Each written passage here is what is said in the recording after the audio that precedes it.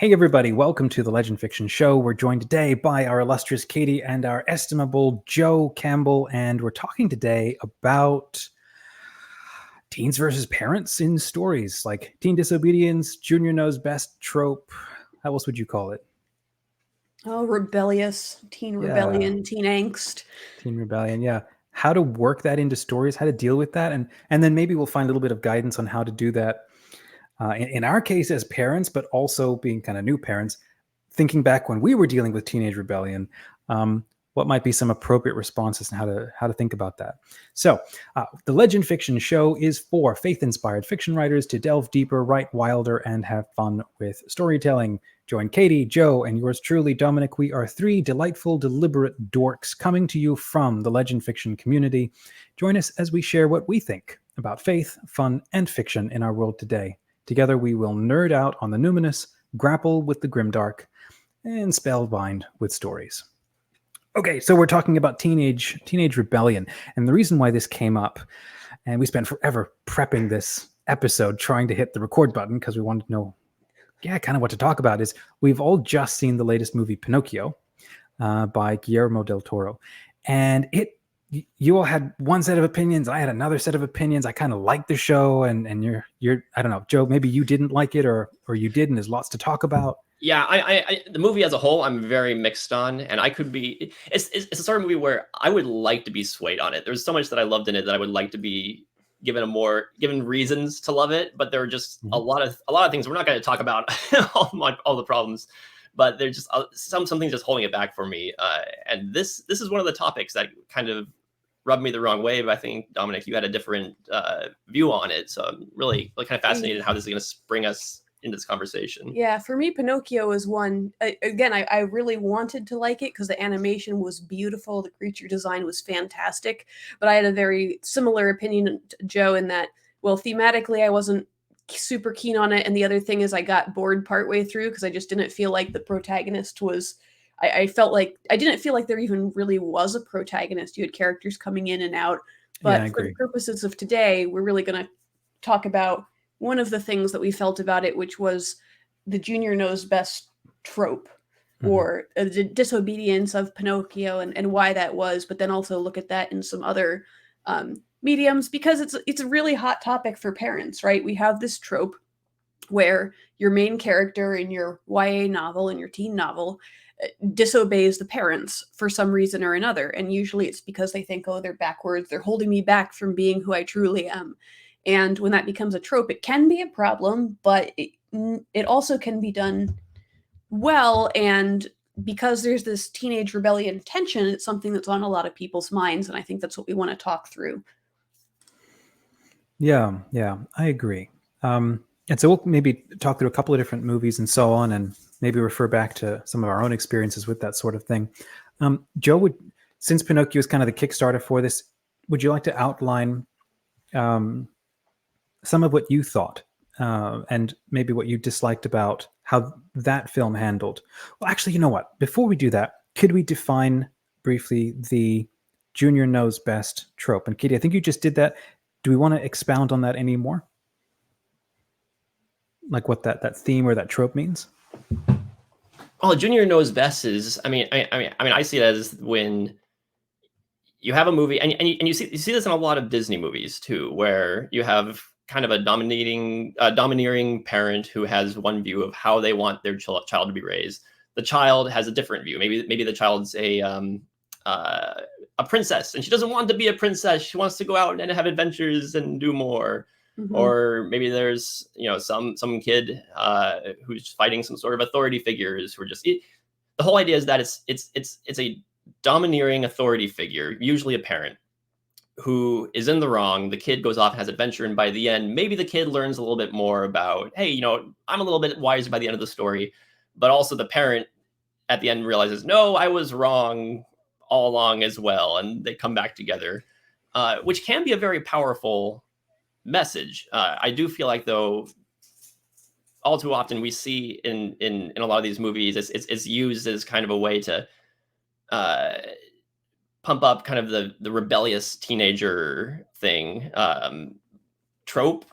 Yeah, just the fact that the parents end up being portrayed a lot of the time as just backwards and wrong, and the kid who is much younger and hasn't learned as much as life turns out to be totally right, and it was the parent who should have learned and should have learned from their younger kid. I don't feel like there's as much of that. We're both learning from each other and we're trying and coming Mhm. together. It's just the kid is right, the parent realizes they were wrong, and that's how it's shown, and that becomes a problem when we're Mhm.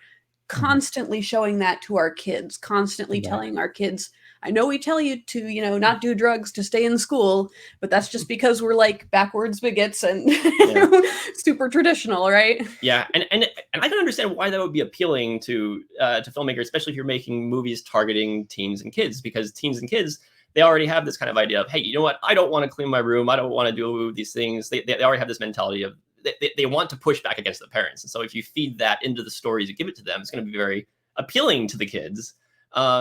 And I think there are really interesting ways of doing that, and films have done that in ways before that don't necessarily belittle parents Mhm. as kind of guiding forces into in children's development. But if it's not handled well, you just end up with stories where the kids are told, "Hey, you know what? Mom and dad are wrong most of the time, so keep pushing against them." Mhm. Mhm.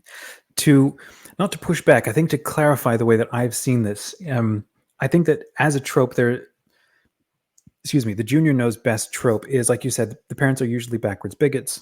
Um, they usually end up apologizing because for whatever reason, the kid knows better and he shows them up.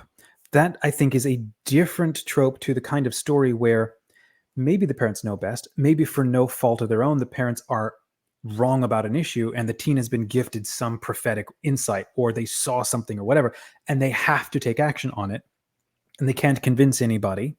That's a little bit different because it's not coming from a place of ego of the kid trying to show up their system, their tribe, or whatever. Um, but then there's what happens in all of our lives is um, if you're like telling any story, somebody wants something and they're prepared to do something to get it or to do something about that. First part of any story is you're probably going to make all the wrong decisions. So I think you can have and you can tell really fun stories and dramatic stories and so on where the teen thinks that they know right, but the point of the story is not that they actually do, which Mhm. really seems like you're doing a disservice to teens to keep creating that kind of story. But a teen can make tons of bad decisions that they hope and they think are right because they want to, but then by the end come to understand or grow up and mature out of the consequences of their actions. They start to gain wisdom and then begin to understand, oh, this is why the structures are there. This is why there's laws and permissions and so on. And now that I threw myself outside of all of them, and I had all of them kind of chasing me to kind of pull me back into line because I'm creating all kinds of danger by operating outside of the bounds of appropriate law. And then I come back into harmony with that. That kind of story, I think, is different to Junior Knows Best. Did I articulate that clearly? What do you think about that?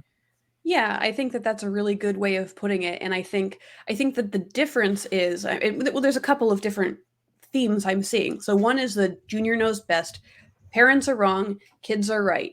But then there's also what a lot of the saints experienced, like Saint Thomas Aquinas, which is, he had a vocation from God to go to a particular order, and this Mhm. is him coming into adulthood, right? So his parents, need to let go a little bit, but his parents wanted him to go to this different religious order, and he ends Mhm. up having to run away. And his parents even send his siblings to kidnap him and lock him in a tower, right? So that's Mhm. a different story of somebody trying to be obedient to God, who's an authority over their parents. So Mhm. there's that. And then there's also a way to do it wherein the teen is disobedient, but then it doesn't do them good. Like I think about the Harry Potter series where Harry Potter is constantly disobeying authority figures because he was Yeah. raised in an abusive family. Mhm. But half the time when I look at those plots, I'm like, man, if he had just told Professor McGonagall this in the beginning, Right. the story would have been over in 5 minutes. Like we wouldn't have had all this drama. Yeah. So there's also disobedience of teens, but not showing it as a good thing. So there's a couple of different ways to approach this. And I think the problem that parents have is that so often it's approached in the first way instead of in the more complicated second and third ways. Yeah, well, I was thinking about this in Cartoon Saloon. I think handles this trope in really interesting ways. And I have Cartoon Saloon is the Irish animated studio that did The Secret of Kells, Wolf Walkers, Puff and Rock, the kids TV show. But I was thinking specifically in The Secret of Kells, which is about this young. He's not quite a monk yet, but he's living with monks. Yeah, he's like a little boy who's living in the care of these monks. Yeah, and they live in this little community, and he's told by the older monks, "Hey, we gotta stay within the confines of our community. We can never go out. We have to always work on fortifying the place because the invaders are coming and they're going to take over." And that one, you do have this authority figure. The father figure in this one is this guy who's very, very fearful, and he thinks he's doing everything for the good of the community. But then the kid just wants to work on making beautiful art for the glory of God. Mm-hmm. And you have another authority figure who comes in, who is a very positive guy, who's another monk who's working on the what's the book there? The Book of Kells. Book of Kells, in the Secret of Kells. And so he sees the beauty that this kid can do, and he's trying to foster that. But at the same time, there is this fear of the invaders. And I think that's a really interesting way to deal with that, because you do have kind of two sides to that. You do have a parental authority figure who is a positive force for the kid, but then you still get the fearful authority figure who thinks he knows better for the kid, for the community. Whereas I think it's a very nuanced look at that sort of trope. Whereas I think in a lot of other movies, you only get the one side to it. Yeah, it's kind of like the beginning of like Prince of Egypt, when Moses and Ramses are running around and they're trashing everything and they're just having so much fun. If that's where that movie stayed with their character development the whole time, that's a pathetic movie. That does no help to teens anywhere, because it doesn't actually wrestle with why are there these superstructures of law and order and authority, and how do we relate to that while still being free. And I'm trying to think, like, again, going back to Pinocchio, I think is a good example. Whether you're the older ones or the newer ones, the whole point was he learns how to become a boy. And this is the point of a story, I think. And like you said, Katy, like with Harry Potter, there's a reason why we do craft stories where the characters are disobedient constantly. And stories are generated and problems and conflicts multiply out of these bad decisions. And then the characters, in a way, it's like, I think it's from the Ten Commandments movie, where one of the characters says, we don't break God's law, we break ourselves against God's law. And I think a lot of teen rebellion stories is about that idea. And the whole reason the novel is 300 pages is because this kid won't quit. And they've got a fire and a power and an intensity that isn't trained yet. And they have not yet understood why all of this is there. You referenced the Secret of Kells, and I'm thinking of those kinds of stories versus the last 400 years to today, where the world has, in the First World West especially, we have shifted into a state of such relative peace. There is no clear and present danger to orient, especially for young men. There's no clear and present danger to orient yourself, like, outside this line is like, that's it, you're going to die. And you need to train for war like this is Sparta. That kind of thing, for the longest time, has given us instant meaning, respect for authority, in quick reasons. But today you grow up in suburbia, like with a lot of Disney, all of that there's now this other problem that has now come in. We've taken away the danger that has made instant sense of a lot of authority. And this is the thing that I see with the new Pinocchio movie, where I think you're kind of right, Joe. He doesn't really have a lot of identity in it. And I contend it's because the movie is about the father figures. And there's almost four different kinds of father figures. And that's why it ends coming back home to Geppetto. But the point of the story and all of his rebellion and Pinocchio's disobedience is because how authority and parenting is mediated to him impacts how he forms his identity. And when it's done wrong, you can create rebellions and bad rebels. But we all do need, I think we do need the capacity to be a rebel so that you can truly freely follow authority. What are you thinking? Well, I think that also brings up an interesting point about the context for these types of stories and the audience for these sorts of stories. Because most of the time we've been talking about these stories about authority figures and kids and teenagers. We have been talking about them as they relate to making these stories for kids. I think we should clarify right off the bat: Pinocchio is not a movie for kids. or this Del Toro's Pinocchio is not a movie for kids. It's a much more adult story for an adult audience. When Katie and I went to go see it, we initially thought, "Hey, we'll preview it and see if we can bring our 7-year-old to go see it." And about 10 minutes in, we were like, "Nope, we're not going to bring our 7-year-old to this movie." Right. But it's interesting because Pinocchio. So that not being a movie for kids, is that trope? Well, I don't think the trope necessarily. This not being a movie for kids. How are we supposed to take away this theme, and who is the movie for? And I think that Geppetto really is kind of the driving, interesting character within this movie. One of my biggest problems with it is that he does disappear for a good chunk of the movie, and I find him and the cricket to be the two most interesting characters in the movie. So when we lose them, as most Pinocchio stories do, when he gets into the whale, we're kind of, he was my anchor into the movie, and his struggle with how to raise Pinocchio was what fascinated me. When he creates Pinocchio, it's a moment of tragedy and violence, and it's a very horrific sequence because he doesn't create Pinocchio out of love. It's more just out of grief. Yeah.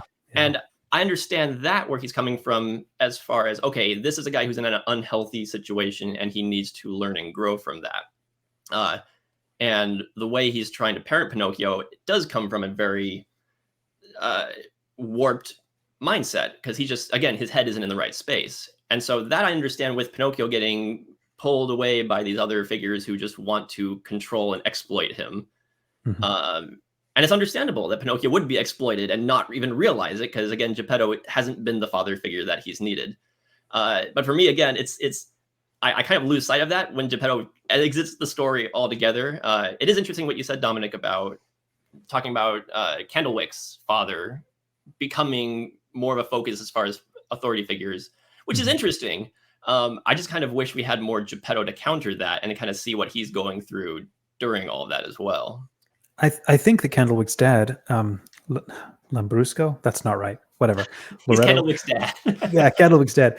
I think he and Volpe are meant to be the upside down. If Geppetto, from the opening sequence, like the beginning of Up, is what it felt like. That wonderful, beautiful kind of first 5 minutes and so on of him and Carlo. If Geppetto had let a fascist dark side take over, he would have been Candlewick's dad, and he would have treated Pinocchio like that. You will never be good enough, which is kind of what he started doing in his dark phase. If he had recognized or seen the uniqueness of his kid, he could have become Volpe and monetized and manipulated and seduced him and used him for money making. So that's why I don't see Geppetto as having gone away. I see Pinocchio as coming in contact now with the different shadow sides of fatherhood. That's why each of these father figures has a child character with them. Volpe has Spazzatura, whom he's constantly abusing and manipulating. Candlewick's dad has Candlewick, and the kid can never respond. And this is what intrigued me, because after I finished watching the video, it was kind of like, he was like, I don't know what to think about this. This is kind of all over the place. What is so interesting? So I went to look up, what did Del Toro have to say about this? And that's where he pointed out, one, he's got his own fascination and struggle with fascism, which comes into his movies. But he is intrigued as a director with the idea of the virtue of disobedience. And that's what intrigued me to talk about this today is, there's a space where, as a culture, we can lionize obedience, and I see it as obviously it's a virtue. So we're not arguing that, but when a culture like calcifies and becomes solidified or stratified around certain key ideas, and then anybody who challenges those or tries to integrate new ideas is then seen as a threat or as a problem. It's like a family system that is too autocratic and has no space to allow like freedom of expression among the children. And you are a good little boy or a good little girl when you do exactly what the family expects.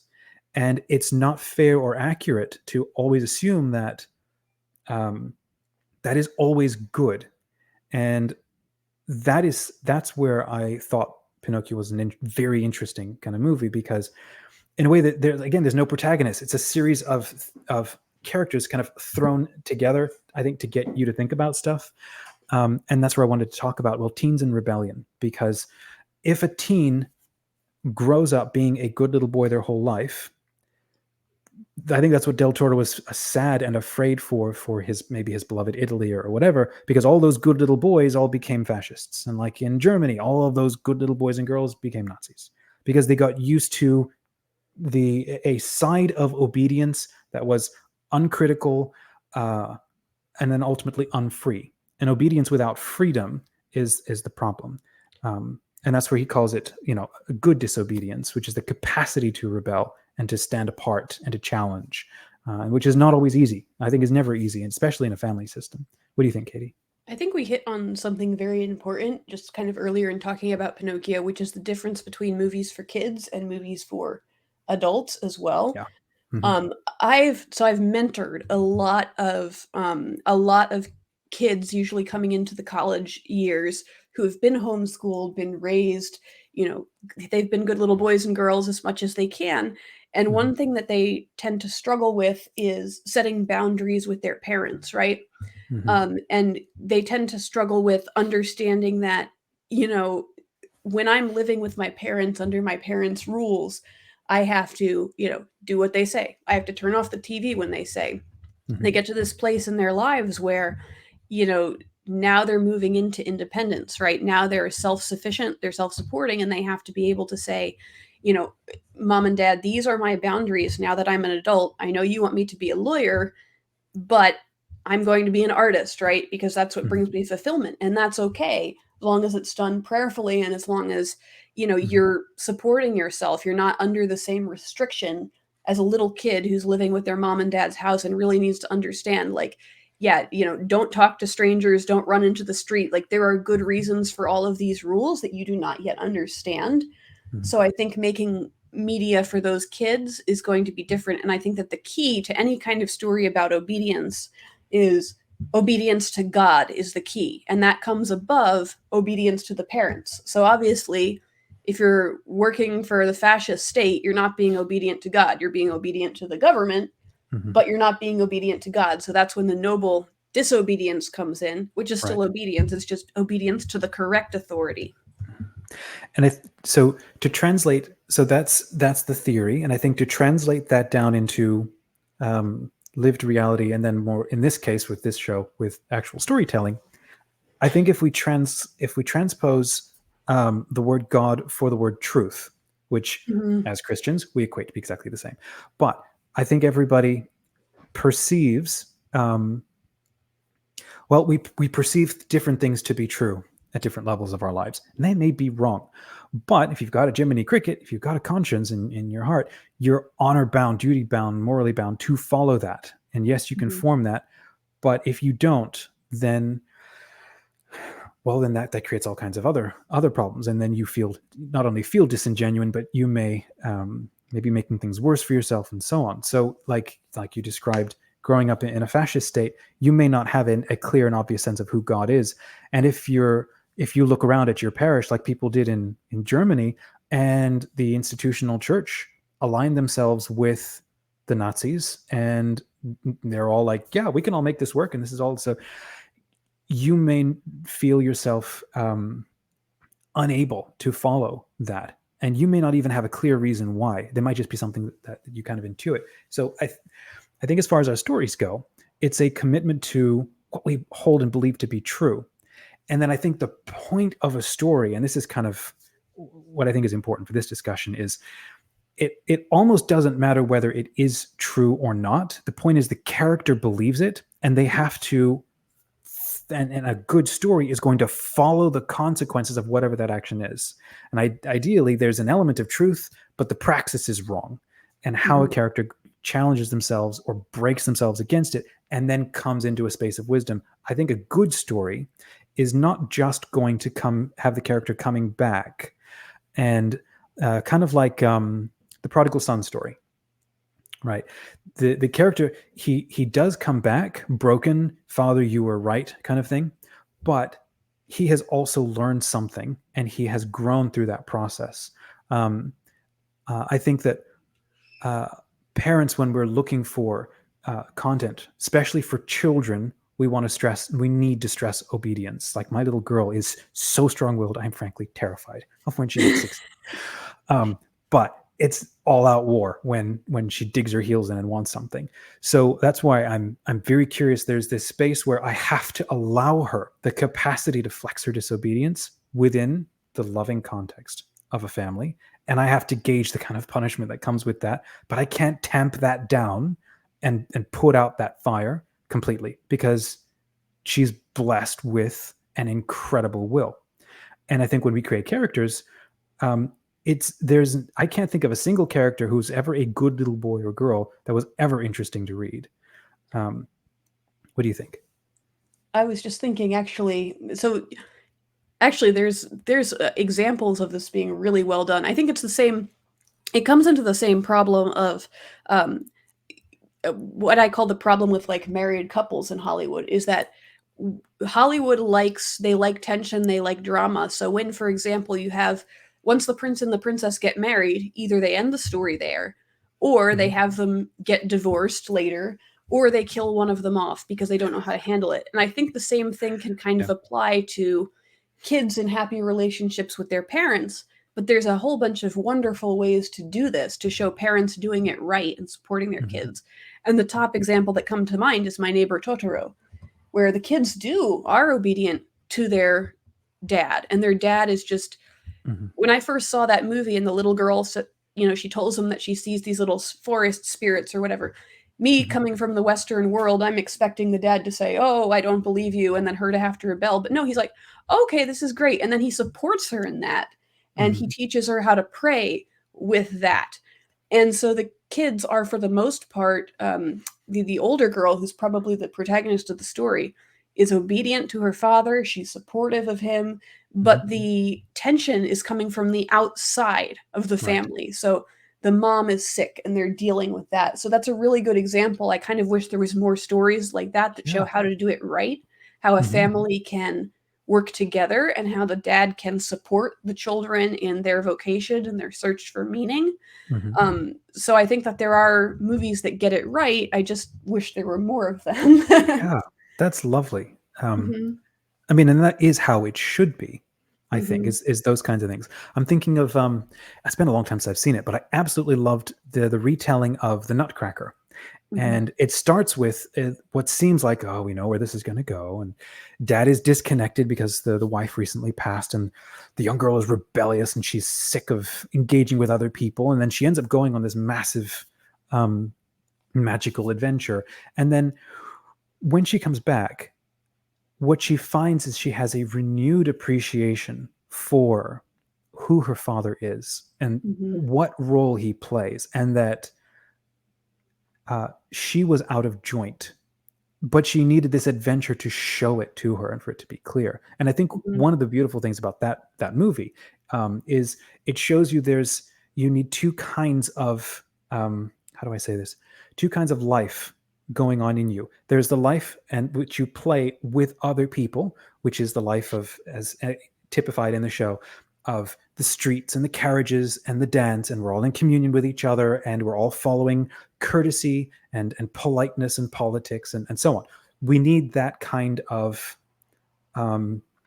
like a grid of engagement on how we navigate relationships with other people. But if that's where it stays, you end up with, well, everything creative people hate about culture, where there's nothing actually going on upstairs and everybody's just following rules, right? That creates very dangerous cultures. The other side is where she goes and has this rich inner life, rich, mythical, imaginative, fantastical, logical, whatever. All of that is going on, her capacity to engage and imagine and so on. if you only have that, in people, they become extremely disconnected, and they're very hard to deal with. You need both. You need the inner freedom, that inner capacity to imagine and to be yourself, for a variety of really, really important reasons. But then you also need to be able to understand why we have social constructs and things like courtesy and politeness. But there's also, there still needs to be this space of internal and interior freedom. I think that's one reason why sacred scripture has this one line where it talks about the young man must, separate from, or he leaves his father and mother. There's like a breaking that happens here as he goes to, and becomes one with his wife. And I think that is also an allegory for maturity and for growing up. If we're always, mommy says, daddy says, I think that's pretty obvious for most people. You're never truly resilient enough or mature enough to actually deal with reality, because you're expected to stand on your own feet and bring your own, the best of your own creative response to the problems of the moment. And you can be informed by the tradition of your parents and your culture and your tribe. But in that moment, you have to bring you and the best of your decisions. And I think a lot of stories are actually about that conflict. So what I'm hearing from today's conversation about the junior knows best trope is, I think that we can break it up into a couple of constructive ideas that help us with our storytelling and maybe help us with ourselves. I love your idea of, like you said, Totoro. You said there's the wise parents who do get it, and then there's the kid working in concert with them. Mm-hmm. And then they're collaborating against the problems. What would be another one you'd want to highlight? Or like another example from today? Well, I was thinking about, this isn't specifically, I think it's applicable to parenthood, but it's I was thinking of real world applications of these types of stories. I've seen so many people in the real world who have been raised in very restrictive parental situations, and when they leave the house, they tend to push back complete 180 from what they've known their whole lives, because all of a sudden they're being introduced to new ideas, they're given more freedom, and they notice all the flaws in the way that they were raised and the very restrictive ways that they were raised. And I've seen so many people who take that and just completely dismiss everything that they ever knew growing up and push back in the opposite direction. Which is why which is why I like stories where they take. It's like a controversial example. I'm going to talk about The Last Jedi. Yeah. But I like how that one shows an example of a character, Luke, who he's just, all he sees is the flaws of the Jedi of the past, and he sees everything they've done wrong. And so he thinks, I'm going to go in the opposite direction. I'm going to completely do the opposite of what they did and let them die away. And the ultimate message of the movie is, no, we have to learn from the errors of what we were taught and the people that came before us. We got to see, we have to see the problems with the way that we were raised, but we have to take that and learn from that and move forward and not become reactionary ourselves, I think. Yeah, I think that's the whole reason teens rebel in the first place, I think, is when you're a kid. When I was a kid, I thought that my mom was flawless, that everything that came out of her mouth was the absolute truth. And then when I entered my teenage years, I went out, I experienced the world a little bit more, and I started realizing, wait, she's not perfect. She has these flaws. And then it became almost like I was betrayed. Like there was this anger in me because my parents are no longer perfect, and I'm realizing that. And that's when I start to rebel and get resentful. And then I grow up, I move out, I have kids of my own, and now I'm like, oh, I understand her now. I understand that she's just trying her best, and she's not perfect, but also she had a lot of wisdom and insight to offer me. And, I still have to set boundaries like everybody, every adult child will have to set boundaries with their parents, right? But I also can learn from her and love her for who she is, with all of her strengths and weaknesses and everything that makes her human as well. So I think that's kind of the journey that a lot of young people go on. And if you go into that rebellious phase and stay there, then there's all this wisdom that you're missing out on. Well, we've seen people who grew up in very religious households who, after college, and these, people that we've known who just completely move away from Go God and full truth. Tangled. Yeah. Yeah, exactly. Because to them, when they see truth and the church and religion, all they see is their parents who might have had a very negative impact on them, and so they want to just do away with everything to do with that without seeing how God and the truth can help them move forward. Right. And I think that's the point right there of good storytelling. I think good storytelling, it's not like a good confession. In a confession, you're putting yourself there because you recognize, okay, I've fudged up. Help me get a little more clarity so that I can move past this and not do it again or something. But a good story doesn't do that. A good story is like, okay, this is what you see about things. This is how you're identifying what you're seeing. Okay, let's own that. Let me get into your head and your heart, and then let's see where this could go with your life, right? And then draw those consequences. And there may be some very serious and good things to learn about that, because there are a lot of problems with either family members or how the church is expressed and so on. There is a lot that needs to be updated and learned. But then one of the reasons why this topic today actually intrigues me is because you had mentioned Tangled, which is a great example of teenage rebellion, but in this case, justified. Now, you can ask the question of like, how does she know it's justified? We bring that up in a second. But also How to Train Your Own Dragon, and that came up several times during the recent con, where people were like, "That feels like a junior knows best kind of thing." But the thing that I find is, a culture or a family can be set up around something, and then they become dogmatic about it. So, case in point, all dragons are evil. Now, the teen has no idea or no ability to understand that the dad and the tribe takes this attitude because of a traumatic incident. And there are plenty of us orient things in our lives because of traumatic incidents, and we can't even handle it. We blanket it as evil, and you just don't deal with it ever. But in the case of this story, I see the kid coming into contact with truth. And that's what this little dragon stands for, is all of the truths on the edges of our lives that we haven't dealt with and we haven't integrated and we're terrified of and we don't want to deal with. But he does deal with this one particular point, and it changes him, and he can't walk away from this, and he can't not deal with it. And in so doing comes in conflict with his family. And so then there comes a point where he has to separate himself from that because he cannot abandon that truth, right? And then throughout the course of the story, he, of course, matures a little bit. And his father also matures. And the father also comes to understand and to grow. So there's a good give and take in that story.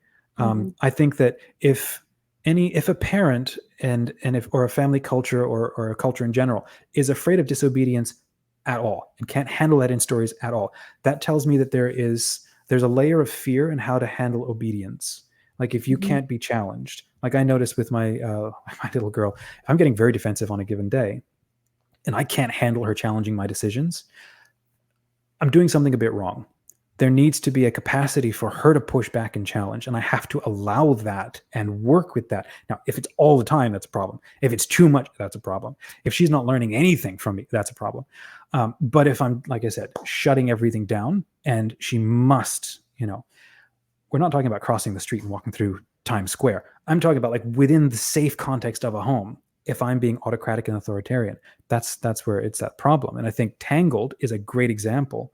My wife and I first watched that. It was hilarious. In our traditionalist circles, at least some of the families did not like it. And they thought, oh, she's so disobedient and this is a bad moral. And I thought, no, there are plenty of families that are legitimately inappropriate with how they're handling things like obedience. And it might be totally obvious to everybody outside the family. And the poor kid dealing with this thing might have come in contact with a truth that expands their sense of awareness, and they cannot stay. Or it's just, I think this is one of the things about just being human, is you take away one aspect of being human and you build a culture that does not include that aspect. A point will come when things will crack and break and need to be renewed, because we have to have a lifestyle that incorporates all of our humanity. So I think How to Train Your Own Dragon is a good one, because it doesn't end with, yay, he rebelled and he was good and his family is stupid. It's like, no, everybody grew. through that process. Tangled is good because there needs to be a capacity to run away. If she never ran away, that's a serious character flaw in a pathetic story. What do you think? Yeah, I think so. I think in the example of Tangled, you have an evil woman who has kidnapped her. Now, she doesn't know this, right? But at the same time, the mom is abusive for keeping her in the house for 18 years of her life and very emotionally manipulative. And she has every right and actually a responsibility to get out of that situation. And when I was watching that with my daughter, I said to her, oh, that's not her real mom. That's a bad lady who had kidnapped her. And so that's why it's okay that she's running away. So I feel like there's ways to talk to your kids about this kind of stuff to help them differentiate between when I'm watching a movie and it is a junior knows best trope, I'll say, oh, do you think that kid should be doing that? And she'll go, no, that's very dangerous. And I'll be like, that's right. She's smart. She can talk to me about these kind of things. Yeah. That's actually,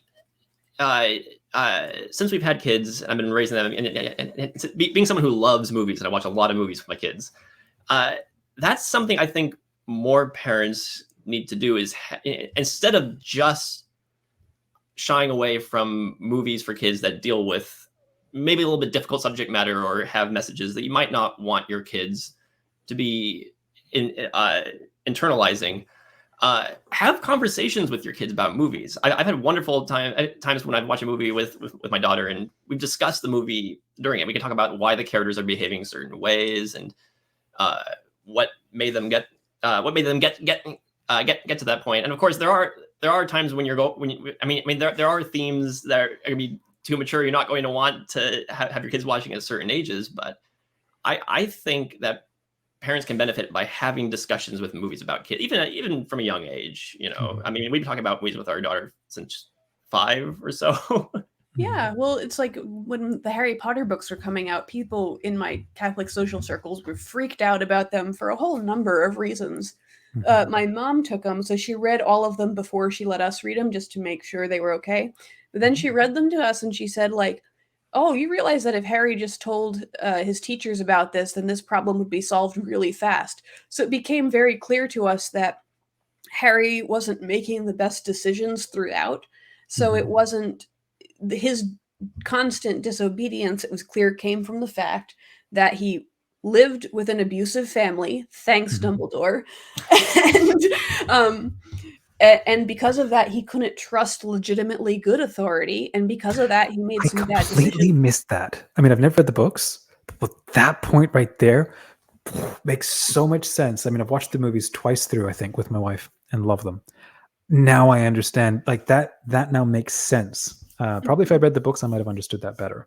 But sorry, keep going. Yeah. No, that's just the point, is that there's good authorities in his life who want to help him. And I always say McGonagall because she's like the smartest person in the book that nobody listens to at all.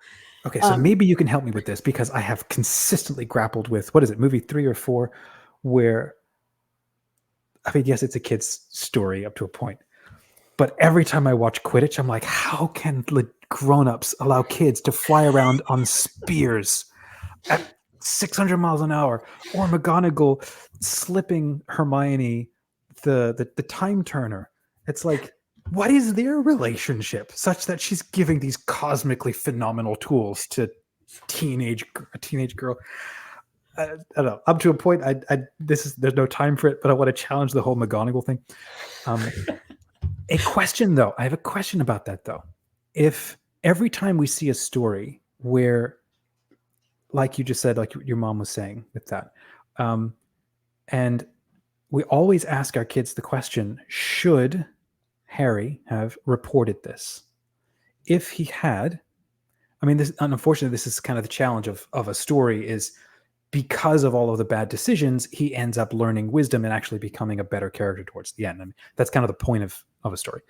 But I wonder about the encouraging kids to always report problems as opposed to finding the capacity to take a stance themselves, especially in a moment where I think that, what am I trying to get at? I think that there are moments in life where you can't run and report and wait, and you have to do the best you can, and it might be broken or wrong, but you have to take some sort of response or action. What do you think? I think for kids, encouraging them to report stuff is really important. And I just say this. Let's sideline kids. I think you're totally right. Let's move to like teens and young adults, which is, I think, more where we're talking. Okay. Yeah, well, I think I really would say it depends on the situation. And that's why I think stories are so important, because they give you specific situations to look at with your kids. Because I can't just make a blanket statement like you should always do this all the time when these situations are so complicated, which is why we need to have a conversation around different scenarios. That's why I think it's important to be very clear about the values that you hold important in your family. Because as the kids grow up into teens and then adulthood and they leave the house, they need to have a clear idea of this is what's right and wrong. And if an authority figure is telling me to do this thing that I clearly know is wrong, I need to know where to draw that line. Without going in the opposite direction of thinking, oh, all authority figures are bad and they all don't have my interests at heart. You need to have discretion and nuance within that. Absolutely. I think it's important to raise kids, to let them know that, as they grow older, hey, you're going to have to use your own discretion. I'm not going to be able to give you the answers all the time. And sometimes it's going to be uncomfortable for you to make those decisions. That's what I think. There is a virtue we need to talk about more as Catholic parents that we don't. That's the virtue of prudence. Yes. Prudence, I think it was Aristotle said that prudence is the charioteer of the virtues, right? So a lot of people think even prudence, what is that? What the virtue of chastity is, right? We talk about that one all the time. All the virtues are important, okay? But when you just focus on some and not on all of them and how they work together and interact, and that is exactly what prudence does. Prudence is the knowledge of how to apply what your values, your virtues, to specific real-world situations. And that's something that a lot of traditional Catholic parents are not teaching their kids. I think one example that comes to mind as we start wrapping up is the problem with bystander syndrome, which people keep reporting on. And every time I see that, God, I sure hope I would be better than a bystander in that kind of situation. But then I think that, and for those who aren't so sure, it's when something terrible is happening on the subway, or in a parking lot, and people are just allowing this terrible thing to happen, whether it's a space of bullying or personal violence or whatever, insert horrible thing. And then nobody else steps up to rescue, nobody stands in or does something. I mean, maybe we'll call 911 and then people stand there filming this atrocity from happening. Now, I think there's maybe a variety of reasons for that. I think one reason is, as a culture, we have outsourced taking action, and for good reasons, we have outsourced that to specific people. You call 911. There's absolutely a need for that. I'm certainly not dissing that. But I think that the prevalence of bystander syndrome it's like a symptom that we're doing a little bit wrong. Because if every individual doesn't feel like we can band together to stop this distinct problem that's happening right in front of us, we're doing it wrong. We're being good little boys and girls too much and allowing only authority figures to step in. Now, obviously, we're talking general theory here. I'm sure somebody's going to come up with a very distinct situations what about, okay, that's distinct situations. I think this is why we tell stories, is because maturity and growing up, it's like a spectrum of color. And there's no point where you can say, here's where yellow stops and red begins. It just shades into each other. And so there's this, like you said, this process of prudence and maturity that each has to discern. And for this conversation, if you're a younger teen and so on, and you're creating these dramatic teen stories, the trope I think we want to avoid is teen knows best and everybody else is dumb. Instead, it could be quite realistically, teen thinks they know best, and maybe they actually do, and they need to go do the thing and learn from it, but then come back and understand why nobody else has.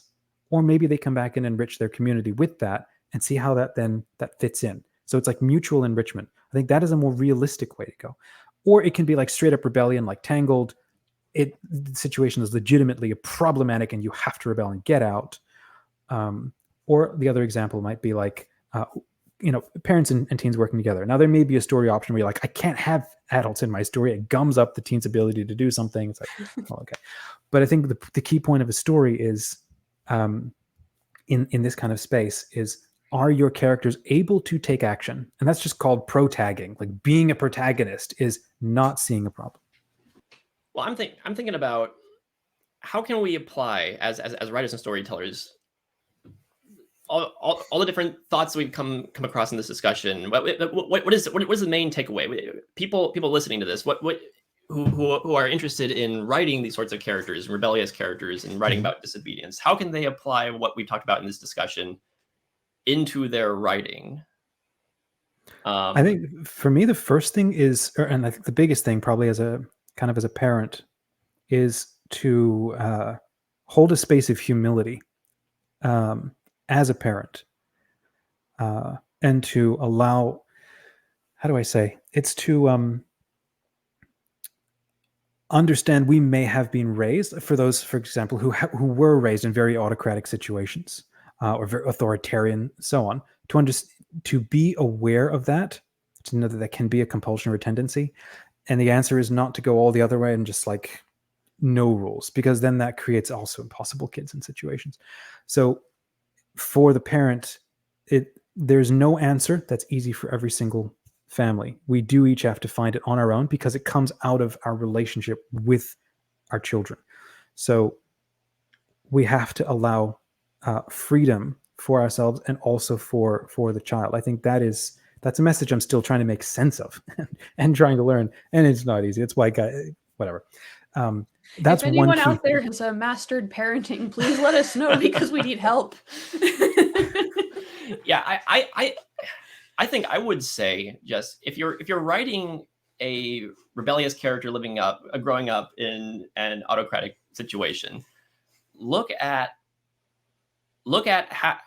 how are they rebelling against the authoritarian figures in the story, and where is the authoritarian system coming from? Is it from a system that's been around for decades or centuries, that's kind of stewed in this toxic environment for centuries? Is it from a parent character that has maybe they grew up holding a different set of values from the younger character?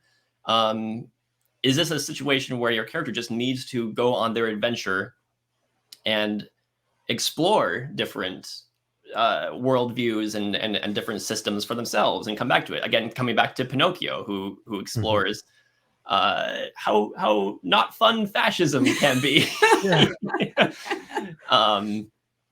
Before coming back to Geppetto. So yeah, I would. I mean, he makes three very bad decisions, and it kills him literally every single time. Like, he dies three times. And that's actually, honestly, the fascinating thing about the movie is that it's like how the fascists try to make fascism look fun. I mean, I don't know. I could go into the whole thing about how Pleasure Island is almost like a playground. The Pleasure Island, the children's military camp, is like a playground with paintball guns, and it's fascinating. Anyway, sorry. I would just say look at how your character is rebelling, why they are rebelling, and what is the system they're rebelling against. And don't only think of it in terms of one is completely good going one direction while the other one is completely bad going the other direction. Look at how they intersect and what they can learn moving forward. And maybe it is, the kid is in a really awful situation. Your protagonist is in a really awful situation they need to break free from. But don't only think about it in terms of complete good, complete evil. Look at the nuance you might be able to find in there. Yeah. What do you think, Katy? I agree. I think that I would go back to prudence, right? That's how you write these stories. How do you apply these principles that you've learned? How do you apply your Christian values to very specific situations? And just have that in the back of your mind when you're writing the story. How would I apply this virtue in this specific situation? Is it virtuous for the kid to obey the parents? Is it not? And then also, for little kids, I would just love to see more Totoro stories, more stories where with happy families working together against some external evil. That doesn't mean they have to be perfect, but there's just so little of that, just because unfortunately, a lot of people in Hollywood come from broken family structures and they just don't know anything else. But it's kind of like how every Hollywood movie is about a dad who works too much and doesn't have time for his family. Yes, because it's every Hallmark movie. Every Hallmark movie is about a mom or a girl who works too much. Yes, it's true. Cool. I think so. Key takeaway for me is my first thought is don't dismiss too quickly a character's disobedience or rebellion in a story, and I try to track things right back to my own lived experience with my little girl, and I try to understand if this is how she is responding to cues to her from her environment, cues from me, and she's reacting this way. It is an opportunity for me to usually go and chew through all of that with my wife and try to talk with somebody else, or sit with myself and understand, what am I not doing that is appropriate for who she is? I may not be interested in half the stuff she wants to do, but I can't put out her fire. And I think that when you have, I think that there's a reason why stories like this really resonate. And it's usually because kids in family situations, whether right or wrong, I think is immaterial for the sense of creating a story. The thing is, this is what the character perceives. And so if we're creating a kind of story where we've got rebellious characters, I think as authors, sometimes we tell stories about the things that we feel deep down or we really want to explore ourselves. So I'll allow the character to do what they feel to be right, but be honest about the consequences of those actions. And usually in the openings of stories, characters never care about the consequences. They have no idea what could happen. Mm-hmm. Maybe parents are a little more aware, but sometimes parents are more disconnected from what has immediately changed in an environment. And the kid is the thing that is aware. And so the kid is the one that has to grow. I think for grownups, for kids growing up, for young adults and so on, being aware that we live in collaboration with our kids as they're getting older. We live in a space of learning from them and teaching them, because hopefully we have a lot more wisdom than them to pass on. But they're like keys. And I see my little girl, she's a key. Every day she's unlocking or showing something to me that I don't like about myself that I probably need to work on. Or I'm seeing things in her that, okay, that needs to be trimmed and we need to sort of work with that. So we're learning from each other constantly. I think that is the only mature way. Well, it makes sense to me anyway. That's the only mature way to live in family. And as far as characters go, if you're watching stories and so on, I think don't dismiss immediately. Like, I love your point about rebellion in Harry Potter. I missed the fact that emerges out of a traumatic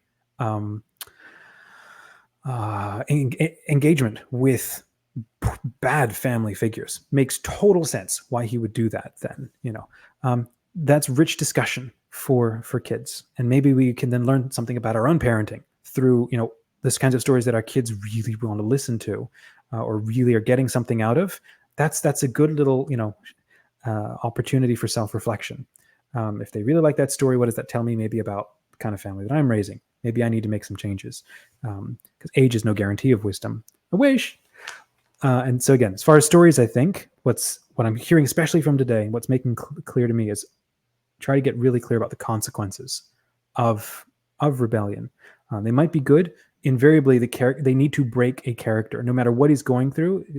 It should reduce him to tears and struggles and pain and anger and so on at some point in the story, because that's how growth happens. And usually, if you're disobeying in some way, whether you believe for a good reason or a selfish one or an easy one, you're putting yourself out of connection with everything that is safe and true and normal and whatever. And you have to build something new out of that and then come back into contact with that. Any final thoughts, or did we just do that? I think we pretty much covered it. I could use Pinocchio as a jumping off point for so many topics. I could talk about positive nihilism and comparing it to Everything Everywhere All at Once, religion, Del Toro's exploration of that with Institution. Man, it's a fascinating movie. Batman Begins would be the same. What do you think? Sorry, Katie. I was going to say I could talk about that movie for hours, but I will never watch it again. I think Batman Begins is an awesome example of like teenage rebellion, and not just begins, the whole trilogy of somebody having a very difficult experience of or with authority, and then he's running around looking for father figures the whole trilogy, and it's his relationship to them and his rebellion and his struggle with it. It does end up making him the character we know and love. The point being, we put our characters through hell so that we don't have to. It's kind of like a little bit of catharsis for about 2 hours with a novel or a movie, so that we learn the lesson really quickly, hopefully kind of level up on life, by about 2 hours, faster. So, okay, well, we'll need to come back and keep on going. Friends, thank you for watching the show today. Thank you, Katy. Thank you, Joe. It was fun to be with you. If you enjoyed this is the kind of conversation that we are having around our community at legendfiction.com, where authors make new friends, share their works in progress, maybe triple their output because they're having so much fun. Most importantly, we're all supporting and growing together as faith-inspired fiction authors. Till next time, keep writing.